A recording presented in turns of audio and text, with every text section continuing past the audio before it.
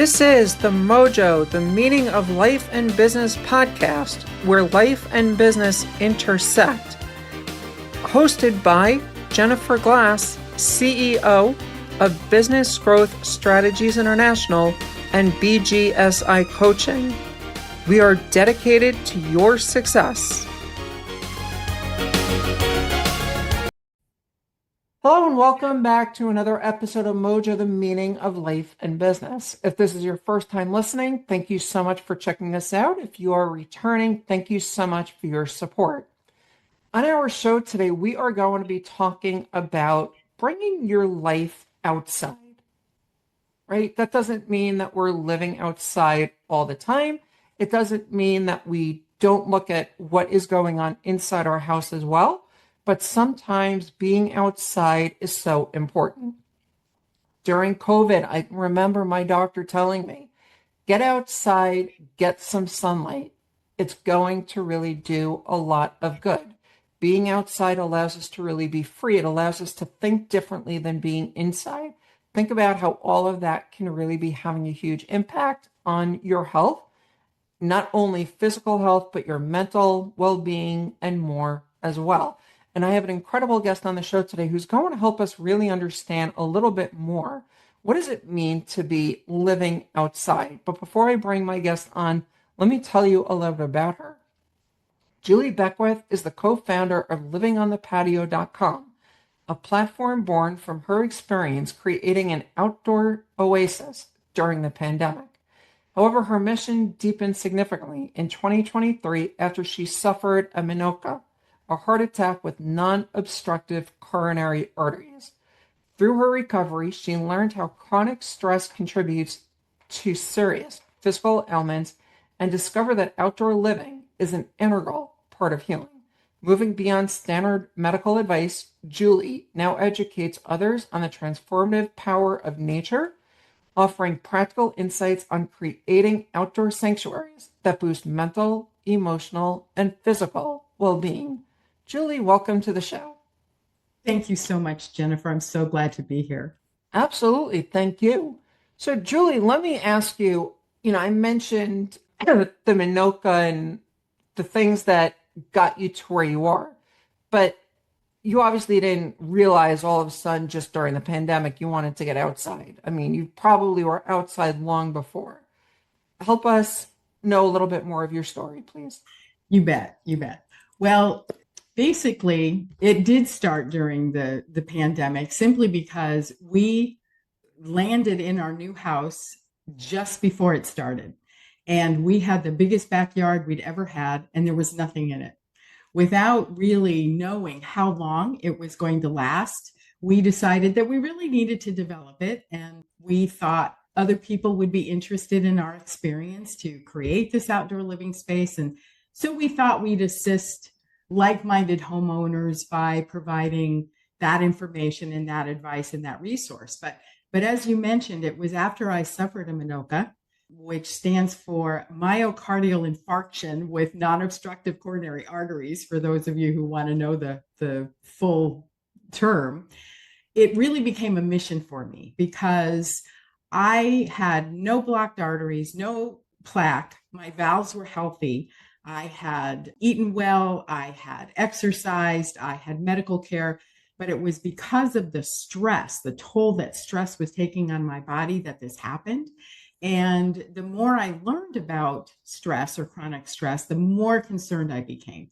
One big way to reduce stress in our life is to create that environment that really helps us reduce it. And that is by being outside. It seems like such a little thing, but it has huge benefits for people. Absolutely. And again, living outside as much as you can is so important in that regard. I'm curious though, obviously in different climates, outdoor time is limited, right? I mean, here in the northern part of the United States, it gets cold in the fall and winter, even the spring can be chilly. And in the summer, you may have all the bugs and everything that can be impacting your ability to enjoy outside as well. So how do you find the way that you can still get that outdoor time, depending on whatever the season is? And even again, now the summer, it gets extremely hot sometimes, Mhm. and you've got the, 90 plus degree days with 90+% humidity kind of thing, right? Where the dew point is just absolutely crazy and you just are melting practically. How do you find the ability to still be outside in a comfortable way, that you can be getting that benefit without it really impacting you? I just don't want to spend more time outside because I feel icky. I understand. Well, there are really simple, specific ways that you can use your outdoor living space. And that's one of the reasons why we actually encourage people to either create or upgrade their space, either at home or at work. During for example, you mentioned the winter months. One of the things we would recommend is that you think about ways to make it comfortable for you to be outside. So, being outside at noon when it's sunny, that's probably where your temperature is going to be the highest. And also learning things like you only need 15 minutes of sunshine to get the benefits. So it's not as though you have to actually spend hours outside in order to see some of those health benefits and get the creative juices flowing, as it were, for your work. Really just having short amount of time but specific ways to do it can be very helpful. So in the Northeast, we recommend that people look to adjust going outside at noon or in the afternoon when it's going to be warm. If you want to, you can also find ways to create, or excuse me, to have equipment that's going to be available, things like a patio heater that can, help you stay outside longer and breathe in that fresh air that's so beneficial to even your sleeping at night. In the summertime, it might be opposite. You would go out in the morning and have your coffee before things get hot and muggy, depending on where you are. It's more about being intentional, about being specific, and about making sure you understand where I need to go and how long I need to be out there in order to get the benefits, if that makes sense. Very much so. Thank you. So, just that we can answer the question that somebody might be thinking, what's the difference in me just sitting in front of a window, as an example, in the winter, where the sunlight is directly coming in on me? As an example, in my own office, I have the window right behind my desk or in front of my desk, however you want to look at it. And so the sun comes straight through and it gives me the sunlight. So, how does the being outside differ from well, what's the difference with I've got the sun coming through the window, especially on those colder days, even if it's warmer around noon? Absolutely. So, certainly, there are things we can do that allow us to get the benefit, just as you were identifying, just by being at a window and looking outside and soaking up the sun or feeling the warmth. That obviously can help increase your mood, help you feel better, that kind of thing. But there are other health benefits that actually require you to be outside. For example, one way to reduce inflammation is to breathe in organic airborne chemicals that are produced by certain trees called faunticides, and they're in fresh air. So the only way you're really going to get the benefit of those faunticides is to be outside and actually breathe in that fresh air. Now, they help our bodies increase the production of the NK white blood cells that kill infected cells within us. And high levels of faunticides come from the common oak, the common cedar and pine tree. So obviously it's a benefit for you to be able to walk outside and breathe in that air, especially if you have those trees in and around any of the properties that you frequent. So it just depends on what health benefit you're trying to increase, whether or not you should stand at the window or you should be on the other side of the window, if that helps. Absolutely. So I just want to check because you mentioned cedar, oak, and pine Yes. as trees. Do you know if maple would be a similar tree, or is that not one of those trees? I don't know that. I do know that it's that those fountain sides come from oak, cedar, and pine, but I'll find out about maple and I'll let Okay. you know. Okay. Sounds great. Thank you. Asking for a friend. No problem. Yes. So we talked about the fountain sides, right? In those trees, that it's really important for us to be getting the fresh air and the chemicals that they produce. We also spoke about having, like you said, the patio heaters or the cooling fans that can be outside on your backyard, patio, porch, whatever outside, so that you can have more time there. But, and I want to bring in another story from COVID. And that was, I ended up spending lockdown with my parents. Okay. Was not what I was intending on doing under any stretch of the imagination. But I was forced to be there because my home was uninhabitable at the time. I had a massive oil explosion before COVID, Oh dear. and the cleaning crew managed to do the walls and stuff like that, but everything else had to still get replaced. And you couldn't have more than one person in the house, which meant no crews were able to do things. And so my home was completely uninhabitable for several months, meaning I spent lockdown with my parents.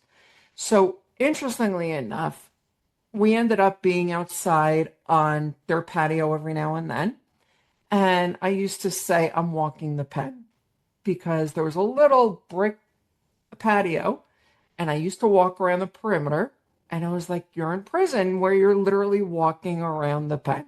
Okay. And that was the joke that my mom and I came up with anyway, that this is what we're doing, right? We're going to walk the pen.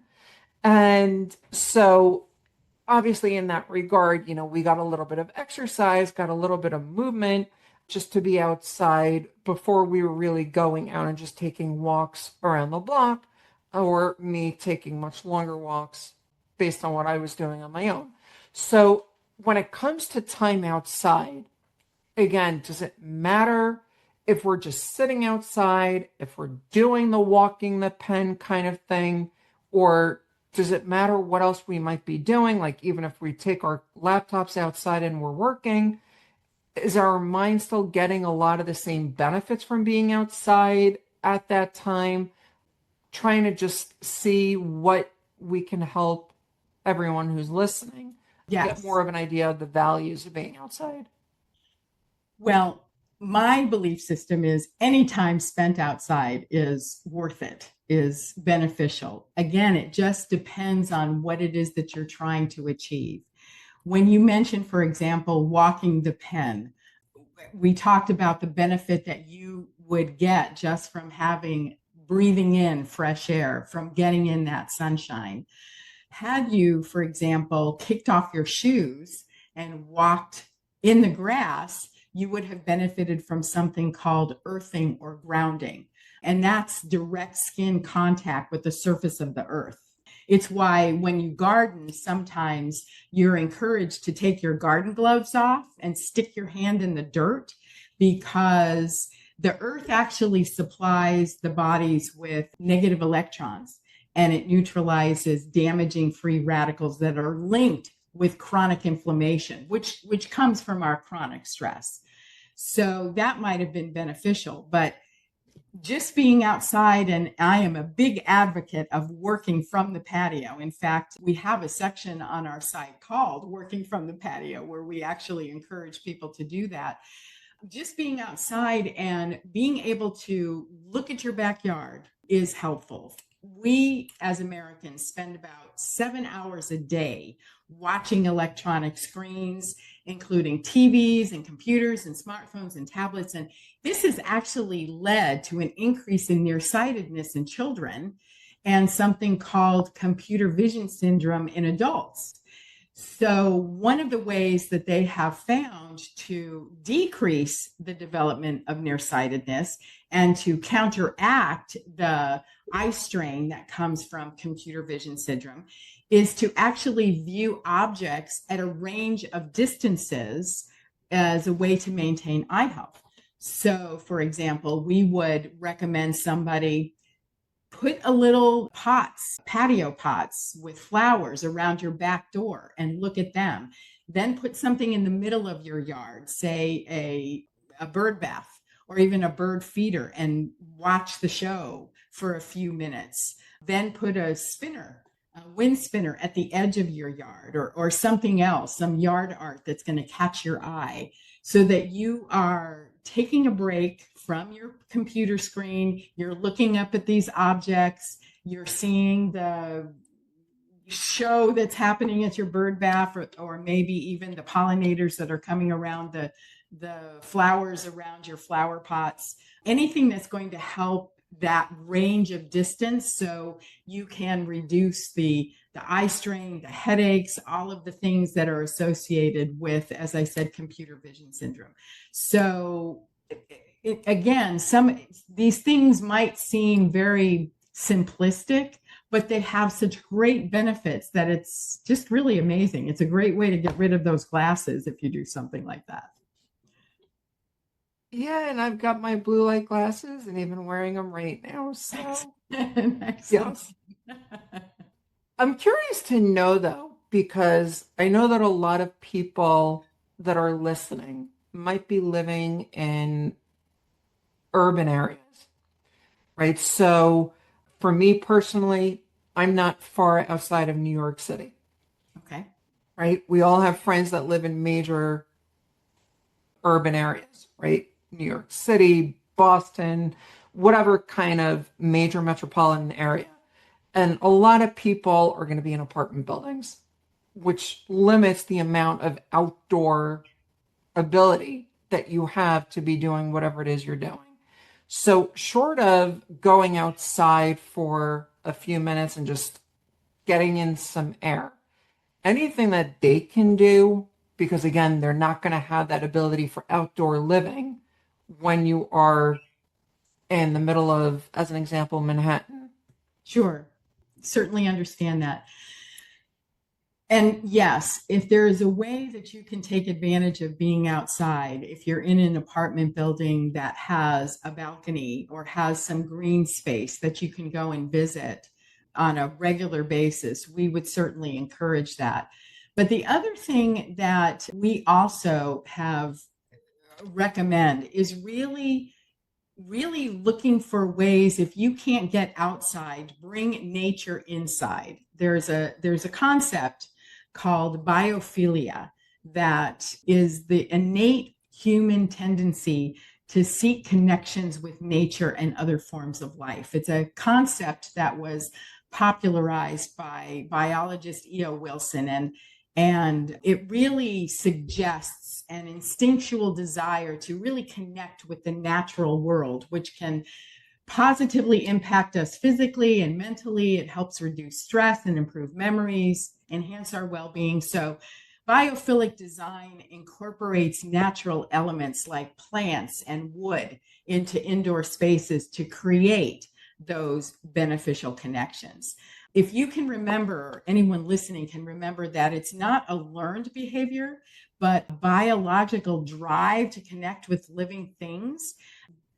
Think about ways that you can have that connection by having plants, for example, in and around your office, by having pictures of natural landscapes. It's why some people have aquariums in their office as a way to try and connect with something that's alive.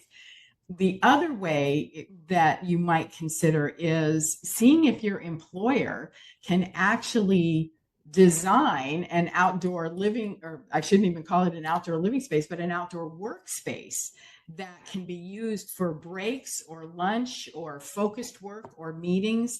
Any way that you and your colleagues and your coworkers can have to get outside, those can all be helpful, and those things are just the next step beyond biophilia.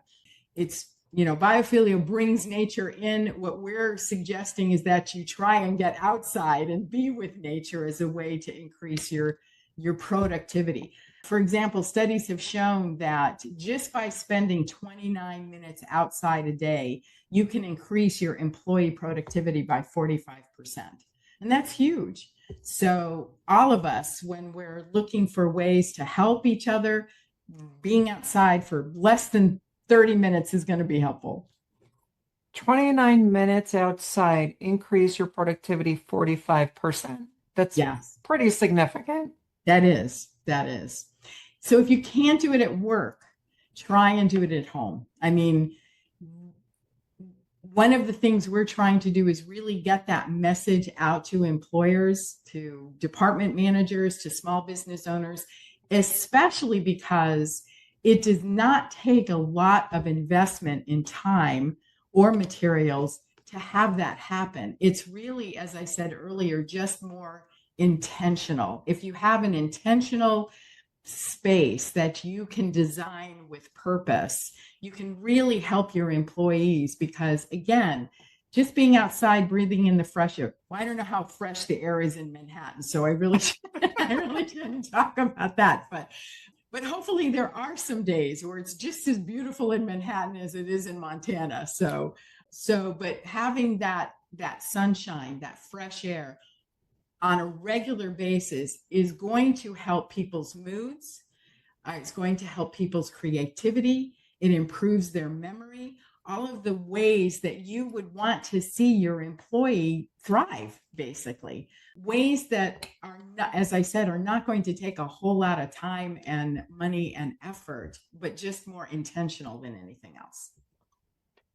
So if anyone listening is a corporate wellness person, you definitely want to be taking note of that and certainly see how, again, 29 minutes a day impacting 45% more productivity, as Julie mentioned, is pretty significant, especially in terms of wellness and more productivity time in that regard as well. So, Absolutely.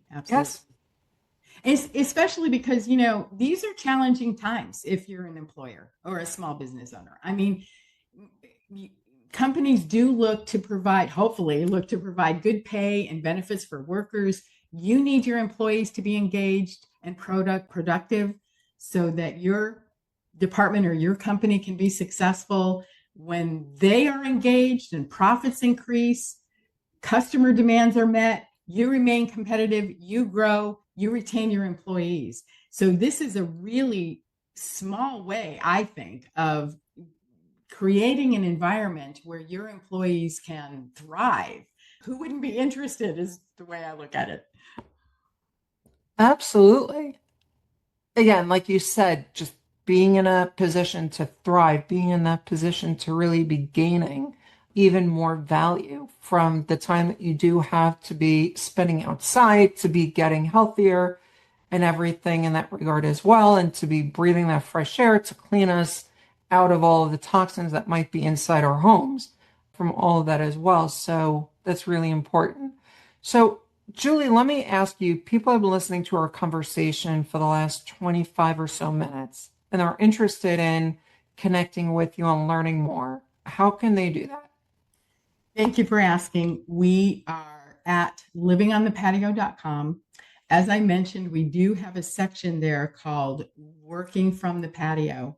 You are more than welcome to go there, sign up. I actually have a free PDF download for people who are interested in tapping into that information, how 29 minutes outdoors can supercharge your workforce. You're more than welcome to sign up and subscribe for that.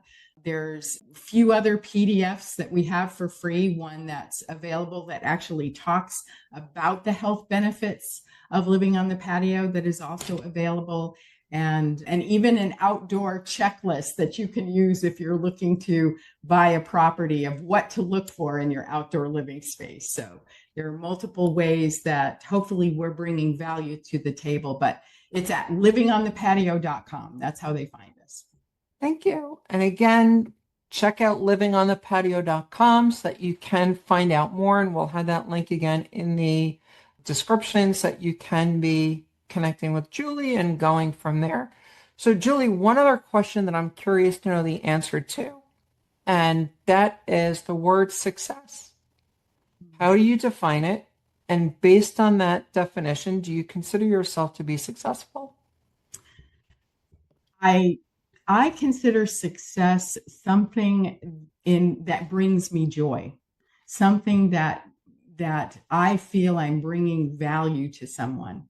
And that's how I feel about what I'm doing today, with taking all of the experiences that I have in the past with this particular situation with living on the patio and finding information that to me is simple and yet overlooked so often, especially in the United States, and bringing it to people's attention brings me joy. I mean, I love it when people have that aha moment about how they can benefit just by walking outdoors for 15 minutes and drink their morning coffee and get that morning sun.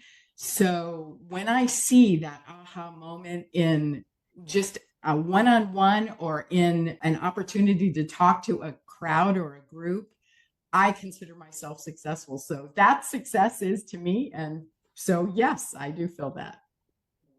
Thank you. And I definitely like that definition. Thank you. Thank you, Jennifer. This was a great opportunity. I really appreciate it. And I so appreciate your interest in what we have to bring to the table. Absolutely. Of course. Thank you. And thank you so much for being my guest, Julie. Thank you. So again, check out livingonthepatio.com. Find out what else you can be doing to really be spending more time outside. We know how important that fresh air really can be. And as Julie mentioned, having the 29 minutes outside that can increase your productivity by up to 45% is certainly really valuable time that you can be doing. And that doesn't mean that you can't be working even while you're outside in those 29 minutes. But remember also that you do need to take those breaks. So if you can be getting out and eating your lunch outside and enjoying the 29 minutes that you have for lunch outside, that can help you feel more energized and refreshed for when you do go back inside the office, that can be incredibly important for you as you really are moving around. And even in those concrete jungles like Manhattan, there's plenty of opportunities to be getting outside. And especially with all the walking that you've got for those 29 minutes, there's opportunity for you to be outside, whether it's waiting for a food truck or going from your office to your favorite restaurant, lunch place, whatever it may be. Just try and avoid being too close to the road where the car exhaust is going to be depleting the value of being outside, and stick closer to the buildings where hopefully you're not walking by everybody smoking. But putting that aside, having those times outside really can be a major benefit for you and helping you get healthier and feeling better as you continue to go through your day. So again, check out livingonthepatio.com. Julie, again, thank you very much for being my guest and for listening. If this is, again, your first time listening, thank you so much for checking us out. And if you've been here before, thank you again for your loyal support. On that note, this has been another episode of MOJO, the meaning of life and business. And until next time, here is to your success. This has been another episode of MOJO, the meaning of life and business podcast. If you like what you heard, please consider leaving us a review, liking us, or reaching out to us. You can contact us at bgsicoaching.com and let us know what you think. Thanks so much again for listening.